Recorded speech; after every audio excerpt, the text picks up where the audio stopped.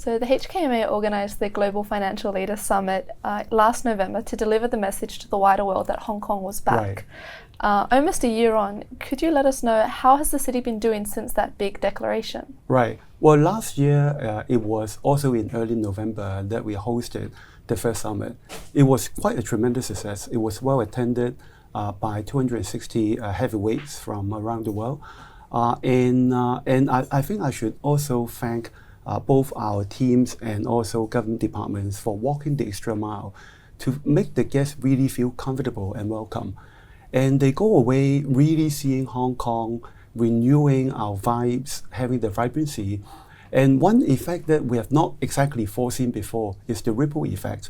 The effect, because these are all heavyweights, the opinion leaders, the influencers, when they get back to their own institutions, they broadcast for us to their boards, to the management team, and also to their staff about what Hong Kong really is like. And afterwards, we actually see a big stream of their management team coming to Hong Kong. I still remember we hosted that in November. The stream of C-suite executives came in from January. And there were times when I have to see like 6 or 7 of them in one day. And then from January, February, we also see the stream of management team meetings coming back in. Even board meetings, they are starting to hold it in Hong Kong so that their board members can really see the place. And we're also seeing conferences coming back, those organized by the global banks and also asset managers. And it started in January, February. In fact, we are organizing different conferences ourselves. We find it extremely hard to find a hotel ballroom to host those conferences. So you can see that that stream of conferences is continuing. Just about 2 weeks ago, I was actually in 4 different conferences hosted by different global banks. I was told that in that week alone, there were 5 different conferences hosted by the banks, bringing their clients from around the world in. And I think that's important. And that actually, by bringing people in, they can actually see Hong Kong. So we see that momentum gradually coming back. And with all these vibes, we also see talents coming back. During COVID, because of the restrictions, we saw some talents returning home or temporarily relocated to other places. But I was told by the financial institutions that from January, February, they start to come back. And more importantly, new talents from other countries, from overseas, are coming back in to fill in the gaps. Talents is extremely important, and we are seeing that coming in. And the government scheme, of course, the top talent scheme of bringing talents in is extremely important to sustain the growth of Hong Kong's financial sector. So from the summit last year to now, I can see the momentum building up quite well. And I think it's really a good time to host the second edition, to bring even more people in, those who have not got a chance yet to come into Hong Kong and see for themselves, the chance to get them in and continue to spread our story. So this second edition of the summit, of course, is held in conjunction with the 30th anniversary of the HKMA in April. Happy belated birthday, by the way. Thank you. So what is the theme of this year's summit? What is your key message? Well, the theme for this year's summit is living with complexity. If you look back to last year's summit, the theme was navigating beyond uncertainty. This year, after 1 year, we hope that those uncertainties are gone. But realistically, they're still with us. Whether you're talking about the global economic slowdown, the uncertain path of inflation, therefore the uncertain path of interest rates, geopolitics, or even the disruptions that we're seeing in, for example, technology, generative AI, that makes the whole landscape quite complex. And we believe that these complexities will stay with us. It's really up to us to really think about how to manage the risks arising from these complexities and how to generate opportunities, quite importantly, from these complexities. For example, technology is a huge opportunity that financial institutions can ride on. So the theme is living with complexity. But of course, the second message, which is from Hong Kong's perspective, an important message or purpose that we want by bringing all these heavyweights in, is for them to come and see and feel Hong Kong.